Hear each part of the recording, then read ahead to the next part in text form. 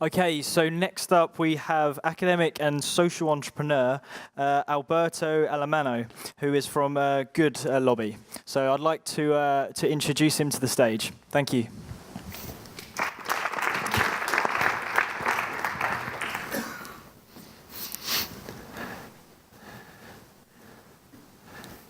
When we look at life chance indicators today, they suggest that we are safer, that we live longer when it comes to life expectancy, that we are richer, and also that we are healthier than our ancestors. So we're doing pretty well.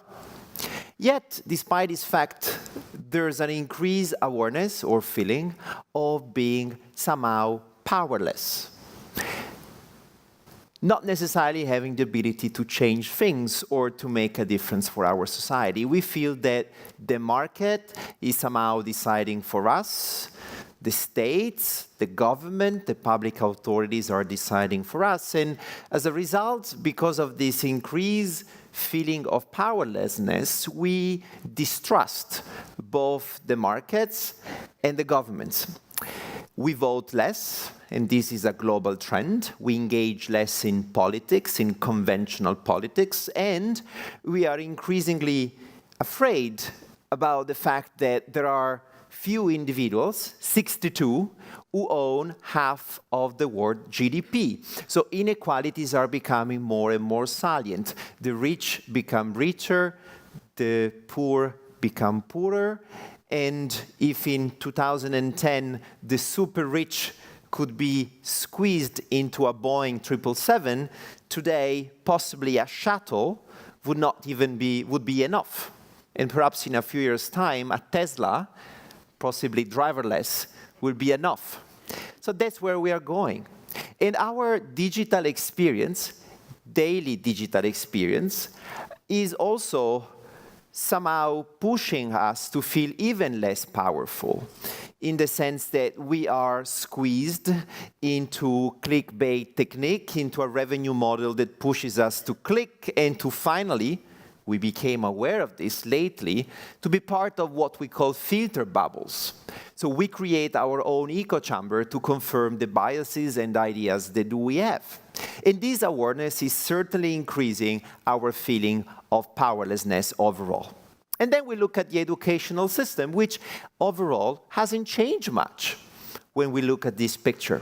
How much has changed? All these studies suggesting that we shouldn't sit if we want to learn more, and we still force our kids to be seated all these hours, and all this resistance to change the curricula and to somehow realign the future of work with the future of education. So let's face it, we are increasingly spectators of life. We are not actors. We are consumers. We are not citizens. And once in a while we show up, once in a while we try to make an effort to give to charity, we sign up a petition online, it can be change.org, it can be Avaz, but come on, let's face it, these one-click forms of participation are very limited and certainly do not engage our ability to go further. We witness a commodification of our experience of life. And this is frustrating because there's so much we could give to society. There's so much potential in each of us to actually contribute to society by tapping in our own talents, expertise, and desire to make a difference. When we look at data, it is pretty clear that what is going to happen in the next 10 years is going to be the largest acceleration of access to higher education ever. There's so much potential in tapping into citizen expertise in order to solve many of the problems we face and finally overcome the feeling of powerlessness that I just mentioned. Yet, we are completely trapped in our job descriptions.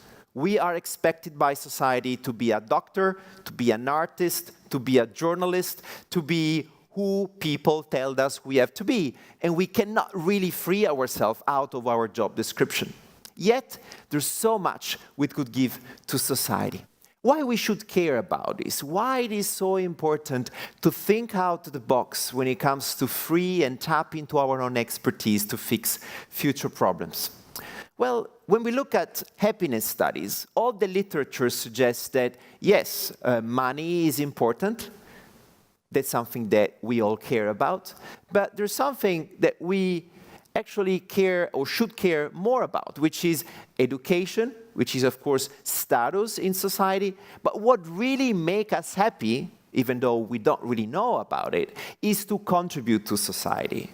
So the highest or the most significant factor determining our happiness is our ability to connect to society and to actually use our own expertise and talents in order to make a difference in life. Amartya Sen won the Nobel Prize through a very simple idea, an idea that is captured in this quote: participation has intrinsic value. Participation is something that enables us to make the world a better place while at the same time boosting our well-being. Yet we don't do it, and unhappiness, it is leading to a certain system failure.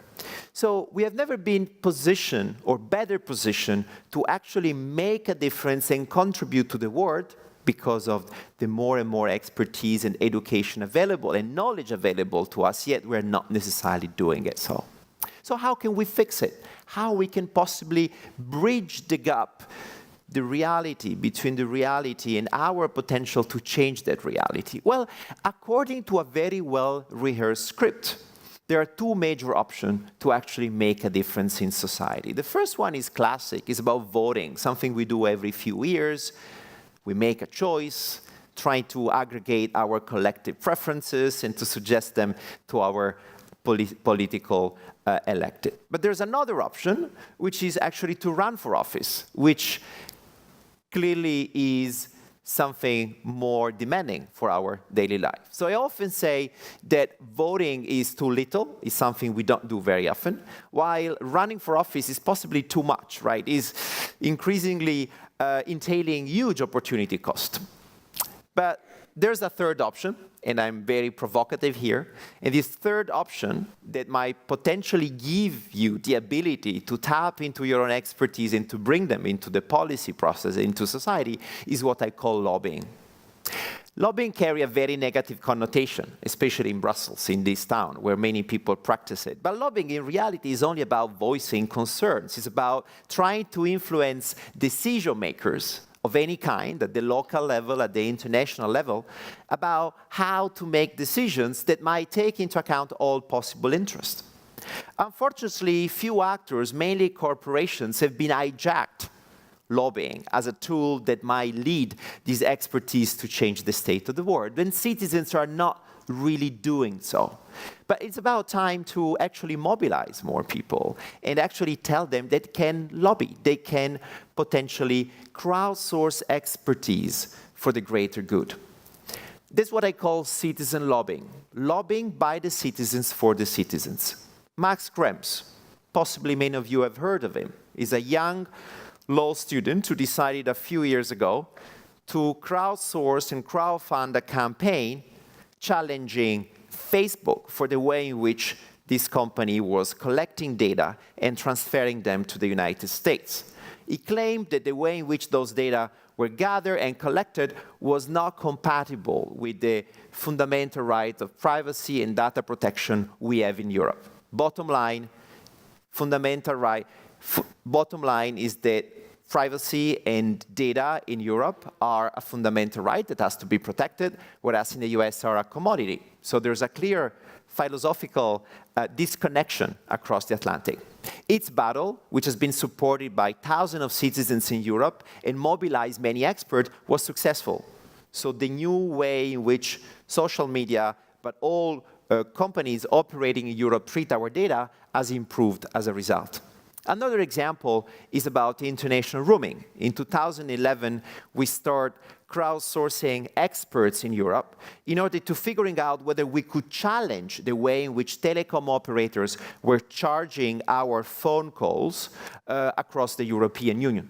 We started a European citizen initiative, a petition that collected supposedly 1 million signatures, in reality much less, which was enough to put this issue on the map and to finally lead, at the time, the Commissioner Neelie Kroes to start a legislation that will phase out and finally eliminate international roaming. These are excellent examples of how we can mobilize expertise to the benefit of society. And that's something that each of you can potentially do. This is something that we are trying to do with the Good Lobby, which is the first platform enabling experts, citizen experts, to potentially help a good cause to make it happen. So we have been creating networks of academics, of citizens, of professionals, and we connect them to NGOs, civil society organizations who are promoting diffuse interest, consumer protection, environment, public health, social justice. We leverage on professors, academics, but also professionals who might be lawyers, they might be accountants, they might be IT, they might be any kind of professionals, and we connect them to many other citizens. So we listen, which are the needs, what civil society needs today in order to improve the state of the world. We connect it to the academics, to the professionals, to the students, we create a team, and finally we deliver in usually 2 or 3 months, a product, a deliverable that can actually make the difference for that particular campaign. And around this platform, we have created a community of people who try to mobilize their own expertise to make a difference for their society. A recent project of us is the one that has been supporting Antoine Deltour, who, as you might know, is the most famous whistleblower in Europe. He realized when working for PwC that the tax rulings between Luxembourg and PwC might have been somehow problematic, and he reported them. He became a whistleblower. He blew the whistle. He suggested that what his company at the time was doing was not necessarily compatible with the values that our society should abide by. And he was immediately fired by this company. The company brought him to justice, and at the same time, the European Parliament nominated him the Citizens of the Year. A bit of a paradox, right? We learned from this lesson that perhaps what we had to do was to propose a new policy protecting whistleblowers in Europe.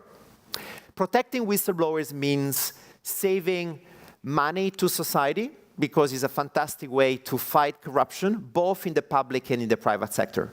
So we help several actors, NGOs, political parties, to start a process that was generated by experts. And when I say experts, I'm talking about citizens. I'm talking about experts in communication, about lawyers, about drafters, about people who could actually put together this proposal. And we put this on the table, and the discussion started.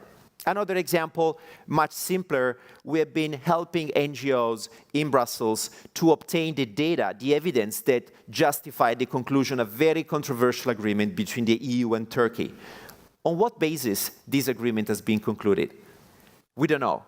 So we have asked for confidential documents that they still have to be released to us. So the bottom line is that what we do is to build bridges between communities that usually don't talk one to another. But if they start talking, it's clearly going to the best interest of society.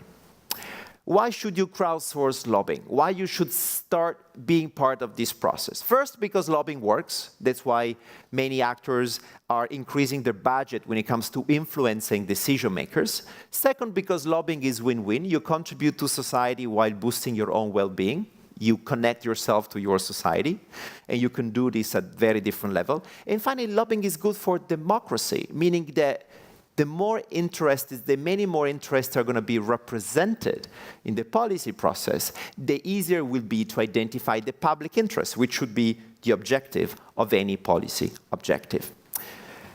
Let's try to turn ourselves into actors. Let's try to be citizens rather than consumers. That's the message I have for you, and I'm going to leave you with a very nice quote that says, "Never doubt that a small group of thoughtful, committed citizens can change the world. Indeed, it's the only thing that ever has." Thank you.